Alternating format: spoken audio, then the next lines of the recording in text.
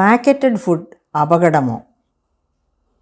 World Health Organization, ഇന്ത്യയുടെ National Food Safety and Authority of India, FSSAI, National Family Health Survey, ഇതൊക്കെ നമുക്ക് തരുന്ന മുൻകരുതലുകൾ പാക്കറ്റഡ് ഫുഡ് കഴിയുന്നത്ര ഉപേക്ഷിക്കുക, അല്ലെങ്കിൽ ഒരു കുറച്ച് ഭയത്തോട് മാത്രം പാക്കറ്റഡ് ഫുഡിനെ അപ്രോച്ച് ചെയ്യുക എന്നുള്ളതാണ്.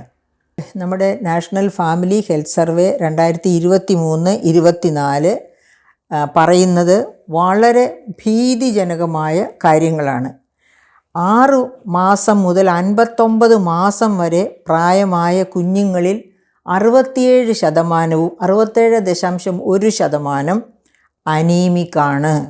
അനീമിക്കാണ് എന്ന് പറഞ്ഞാൽ ഏറ്റവും വലിയ ഡെഫിഷ്യൻസി അയൺ ഡെഫിഷ്യൻസി, ഇരുമ്പിൻ്റെ അഭാവം ആണ് എന്ന് നമ്മൾ ഓർക്കണം. ഇനി 15 വയസ്സിനും 49 വയസ്സിനും ഇടയിലുള്ള സ്ത്രീകൾ 57% അനീമിക്കാണ്. ഗർഭിണികളിൽ 52.2% അനീമിക്കാണ്. 15നും 19നും ഇടയിൽ പ്രായമുള്ള കൗമാരക്കാരിൽ 59% അനീമിക്കാണ്. ഇത് ഇന്ത്യയുടെ മൊത്തം കാര്യമാണ് പറയുന്നത്. പക്ഷേ കേരളത്തിൻ്റെ കാര്യത്തിൽ ചില കാര്യങ്ങളിലൊക്കെ അല്പം കുറവുണ്ട്. ഈ ചില കാര്യങ്ങളിലൊക്കെ, അതായത് 15 മുതൽ 19 വരെ ഇടയിൽ പ്രായമുള്ള കൗമാരക്കാരുടെ കാര്യത്തിലൊക്കെ അനീമിക്കായിട്ടുള്ളവർ കൂടുതലാണ് കേരളത്തിൽ.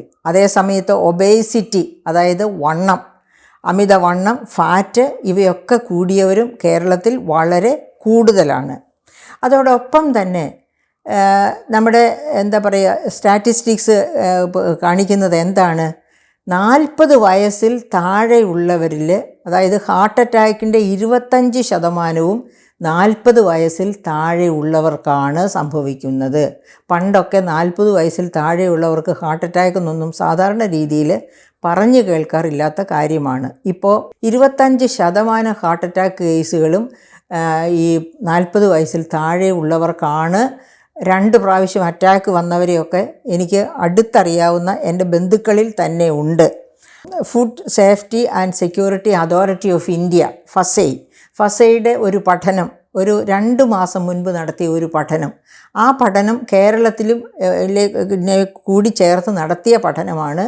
എന്നിട്ട് അതിൻ്റെ റിസൾട്ട് ആയിട്ട് വന്നിരിക്കുന്നത്, അതായത് കേരളത്തിലെ ഇൻഫോർമൽ ഫുഡ് സെക്ടർ വളരെ അപകടകരമാണ് എന്നാണ്. അതായത് നമുക്കറിയാം, എവിടെ തിരിഞ്ഞ് നോക്കിയാലും അവിടെയൊക്കെ തട്ടുകടകളും അവിടെയൊക്കെ വൈവിധ്യമാർന്ന ഭക്ഷണ പാനീയങ്ങളും ലഭ്യമാണ്.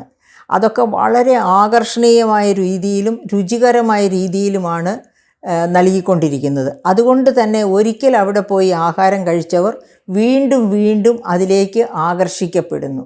അപ്പോൾ എന്തുകൊണ്ടാണ് ഈ തരത്തിലുള്ള ഭക്ഷണം, ഈ ഇൻഫോർമൽ സെക്ടറിലെ ഭക്ഷണം അപകടകരമാണ് എന്ന് ഈ അടുത്ത നാളിലൊക്കെ നമുക്കറിയാം. പല സ്ഥലത്തു നിന്നും ഫിഷ് കഴിച്ചവർ തന്നെ മരിച്ചവരുണ്ട്. അതുപോലെ വലിയ അപകടകരമായ നിലയിൽ ആശുപത്രിയിൽ പ്രവേശിക്കപ്പെട്ടവരുണ്ട്. ഷവർമ കഴിച്ച് മരിക്കുന്നവർ, അങ്ങനെ ഏതൊക്കെ തരത്തിൽ ആണ് ഫുഡ് കഴിച്ച് കേരളത്തിൽ തന്നെ മരണം ഉണ്ടാകുന്നത് നമുക്കറിയാം. അപ്പോൾ ഈ ഫസൈ, അതായത് food Safety and standards authority of India, കേരളത്തിന് പ്രത്യേകമായിട്ട് മുന്നറിയിപ്പ് തരുന്നു. അതായത് കേരളം ഒരു ടൂറിസ്റ്റ് ഡെസ്റ്റിനേഷനാണ്. അപ്പോൾ ഈ തിരുവനന്തപുരം പോലെ കേരളത്തിൽ എവിടെ ചെന്നാലും ഇതുപോലെയുള്ള informal restaurants, informal food serving stations ധാരാളമായിട്ടുണ്ട്. അവിടെ നിന്നൊക്കെ കഴിക്കുന്ന ഭക്ഷണം, ആ ഭക്ഷണത്തിൻ്റെ സ്റ്റാൻഡേർഡ്സ് മെയിൻറ്റെയിൻ ചെയ്യുന്നു എന്നുള്ളതിന് ഒരു ഉറപ്പുമില്ല. ഒട്ടും സുരക്ഷിതമല്ല അത്തരം സ്ഥലങ്ങളിൽ നിന്ന് ഭക്ഷണം കഴിക്കുന്നത് എന്നാണ് ഫസൈ പറയുന്നത്. അപ്പോൾ നമ്മുടെ ഫുഡ് അതോറിറ്റി, കേരളത്തിൻ്റെ ഫുഡ് സെക്യൂരിറ്റി സിസ്റ്റം ഇതൊക്കെ കണക്കിലെടുത്ത് ഇതിന് വേണ്ടത്ര കരുതലുകൾ എടുക്കുന്നുണ്ടോ എന്ന് നമുക്ക് അറിഞ്ഞുകൂടാ.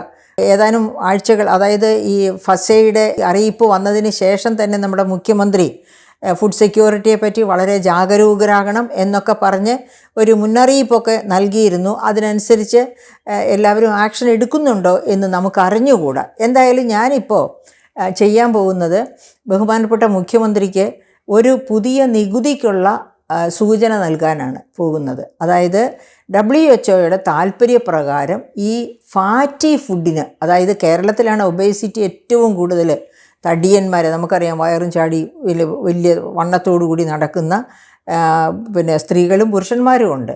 അപ്പോൾ ഈ ഒബേസിറ്റിയുടെ കാരണം പ്രധാനമായിട്ടും ഇതുപോലെയുള്ള ജങ്ക് ഫുഡ് കഴിക്കുന്നതാണ്.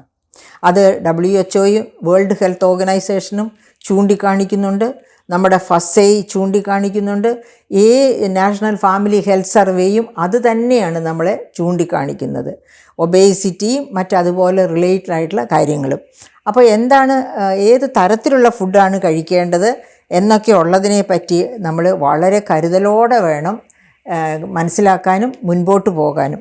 ഇപ്പോൾ ഇങ്ങനെയുള്ള ഈ ഒബേസിറ്റി വർദ്ധിപ്പിക്കുന്ന food, the standing committee on consumer affairs, food and public distribution made a recommendation sugar content, അതായത് നമ്മുടെ പാർലമെൻറ്റിൻ്റെ standing committee on what, on consumer affairs, food and public distribution, പാർലമെൻറ്റിൻ്റെ standing committee on consumer affairs, food and public distribution പറഞ്ഞിരിക്കുന്നത് എന്താണ്, ഓരോ food പാക്കറ്റിൻ്റെ പുറത്തും അതിൻ്റെ fat content, അതുപോലെ ഓരോ ന്യൂട്രിയൻ കണ്ടൻറ്റും എത്രയാണ് എന്ന് കൃത്യമായി കാണിച്ചിരിക്കണം.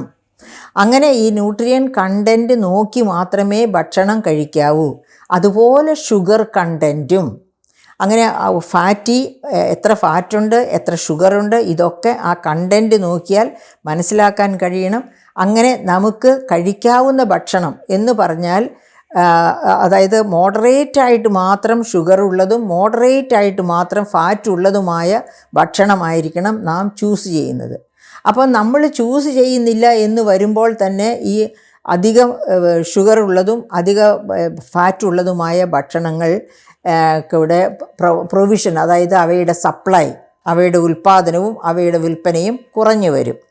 അപ്പോൾ ഇത് കുറയ്ക്കാൻ വേണ്ടിയിട്ട് വിദേശ രാജ്യങ്ങൾ ചെയ്യുന്ന ഒരു പരിപാടിയുണ്ട്. അത് WHO-യുടെ ഇൻറ്റൻഷൻ അനുസരിച്ച്, ഉപദേശമനുസരിച്ച് ആണ് ചെയ്യുന്നത്. അതായത് വേൾഡ് ഹെൽത്ത് ഓർഗനൈസേഷൻ സിൻസ് 2017 മുതൽ ഇങ്ങനെ വ്യാപകമായി ഹാർട്ട് അറ്റാക്സും മറ്റ് രോഗങ്ങളും എല്ലാം ലോകത്ത് നിറയുന്നത് കണ്ട് WHO 2017 കൊണ്ടുവന്നിരിക്കുന്ന ഒരു പുതിയ തരം ടാക്സ്, ഏത് തരം, 133 രാജ്യങ്ങൾ, WHO-യുടെ കീഴിലുള്ള 133 രാജ്യങ്ങൾ ഒരു പുതിയ ആരോഗ്യ നികുതി, ഹെൽത്ത് ടാക്സ്, WHO-യുടെ ഉപദേശപ്രകാരം ഇൻട്രൊഡ്യൂസ് ചെയ്തിട്ടുണ്ട്. ഞാൻ ഒന്നോടെ അത് ആവർത്തിക്കാം. 133 രാജ്യങ്ങൾ, അതായത് ഫാറ്റി ഫുഡ്, ഷുഗർ അധികം കലർന്ന ഫുഡ്, ഇതൊക്കെ കഴിച്ച് വലിയ രോഗാവസ്ഥയിലേക്ക്, മരണത്തിലേക്ക് ഒക്കെ പോകുന്നു എന്ന് മനസ്സിലാക്കിക്കൊണ്ടാണ് വേൾഡ് ഹെൽത്ത് ഓർഗനൈസേഷൻ ഇവയുടെ ഉൽപ്പാദനവും ഭക്ഷ്യവും, അതായത് കഴിക്കലും കുറയ്ക്കുക, അതായത് ഷുഗർ കണ്ടൻറ്റ് കൂടുതലുള്ള ഭക്ഷണത്തിൻ്റെയും ഫാറ്റ് കൂടുതലുള്ള ഭക്ഷണത്തിൻ്റെയും അമിത ഉപയോഗം കുറയ്ക്കുക എന്ന ലക്ഷ്യത്തോടെ വേൾഡ് ഹെൽത്ത് ഓർഗനൈസേഷൻ്റെ ഉപദേശപ്രകാരം 133 രാജ്യങ്ങളിൽ അത്തരം ഫുഡിനുമേൽ ഒരു ടാക്സ് ഈടാക്കി. ജങ്ക് ഫുഡ് ലോ കൊണ്ടുവന്നു. ആദ്യം ചെയ്തത് ജങ്ക് ഫുഡ് നിയമം കൊണ്ടുവന്നു. ആ ജങ്ക് ഫുഡ് നിയമം കൊണ്ടുവന്ന് അതിനോടനുബന്ധിച്ചാണ് ഇങ്ങനെ ഒരു ടാക്സും കൊണ്ടുവന്നത്. അതായത് ഈ 133 രാജ്യങ്ങൾ ആദ്യം കൊളംബിയയിൽ തുടങ്ങി. അത് ആദ്യം അവർ 10% തുടങ്ങി, പിന്നെ അത് 15% അത് പിന്നെ 20% അങ്ങനെ ഇതിനോടൊപ്പം തന്നെയോ ഇതിന് ശേഷമോ മറ്റ് ഈ 133 രാജ്യങ്ങളിലും ഇതുപോലെയുള്ള ഫാറ്റ് ടാക്സ്, ഷുഗർ ടാക്സ്, അതായത് കണ്ടൻറ്റ് അനുസരിച്ച് ഷുഗർ കണ്ടൻറ്റും ഫാറ്റ് കണ്ടൻറ്റും കൂടുതലുള്ള ജങ്ക് ഫുഡ് എന്ന പേരിട്ട് ആ ജങ്ക് ഫുഡ് ലോ അനുസരിച്ച് ആണ് ഈ നികുതി ചുമത്തിയിരിക്കുന്നത്. ആക്ച്വലി ഇത്തരം നികുതി നമ്മുടെ കേരളത്തിലും അനിവാര്യമാണ്. ഇന്ത്യയുടെ ഹാർട്ട് അറ്റാക്കിൽ 25% 40 വയസ്സിൽ താഴെയുള്ളവരിലാണ്. അതിൻ്റെ പ്രധാനപ്പെട്ട കാരണം ഈ ജങ്ക് ഫുഡാണ്. ഈ ജങ്ക് ഫുഡാണ് എന്ന് WHO പറയുന്നു, ഫസൈ പറയുന്നു, ഫാമിലി ഹെൽത്ത് സർവേ പറയുന്നു. അതുകൊണ്ട് ഇത്തരം ഫുഡിനെ ഡിസ്കറേജ് ചെയ്യുക, ഫുഡിൻ്റെ ഉൽപ്പാദനവും വിപണനവും ഡിസ്കറേജ് ചെയ്യുക. കൗമാര പ്രായക്കാരൊക്കെയാണ് ഇതിലേക്ക് കൂടുതൽ, അതായത് ഒരു 15-30 വയസ്സ് പ്രായം അല്ലെങ്കിൽ 15-40 വയസ്സിൻ്റെ ഇടയ്ക്ക് ഉള്ളവരൊക്കെയാണ് പിന്നെ ടേസ്റ്റും ഒക്കെ അനുസരിച്ച് ഇത്തരം ഫുഡിലേക്ക് ആകർഷിക്കപ്പെടുന്നത്. അതുകൊണ്ടാണ് അവരിൽ ഒബേസിറ്റി ഉണ്ടാകുന്നത്, ഹാർട്ട് അറ്റാക്ക് ഉണ്ടാകുന്നത് ഒക്കെ. അപ്പോൾ അങ്ങനെ ഉള്ള സാഹചര്യത്തിൽ ഇത്തരം ഫുഡ് നികുതി ചുമത്തി തന്നെ ഡിസ്കറേജ് ചെയ്യുക, അതാണ് WHO അഭിപ്രായം. അങ്ങനെയാണ് ഈ 133 രാജ്യങ്ങൾ ഇങ്ങനെയുള്ള ഫുഡിനുമേൽ നികുതി ചുമത്തി അത് വർദ്ധിപ്പിച്ച് കൊണ്ടുവരുന്നത്. അപ്പോൾ ഇപ്പോൾ ഈ ഇൻഫോർമൽ റെസ്റ്റോറൻറ്റ്സ് ധാരാളമുള്ള കേരളത്തിൽ ബഹുമാനപ്പെട്ട മുഖ്യമന്ത്രിക്ക് താല്പര്യമുണ്ടെങ്കിൽ, അതായത് ഈ യങ്സ്റ്റേഴ്സിൻ്റെ ഈ 19 മുതൽ 40 വയസ്സ് വരെ അല്ലെങ്കിൽ 59 വയസ്സ് വരെയൊക്കെ പ്രായമുള്ളവരുടെ ആരോഗ്യം തന്നെ സംരക്ഷിക്കപ്പെടാനുള്ള ഉത്തമ മാതൃകയാണ് ഇങ്ങനെ ഒരു ടാക്സ് കൊണ്ടുവരുന്നത്, ഹെൽത്ത് ടാക്സ്, ആരോഗ്യ നികുതി കൊണ്ടുവരുന്നത്.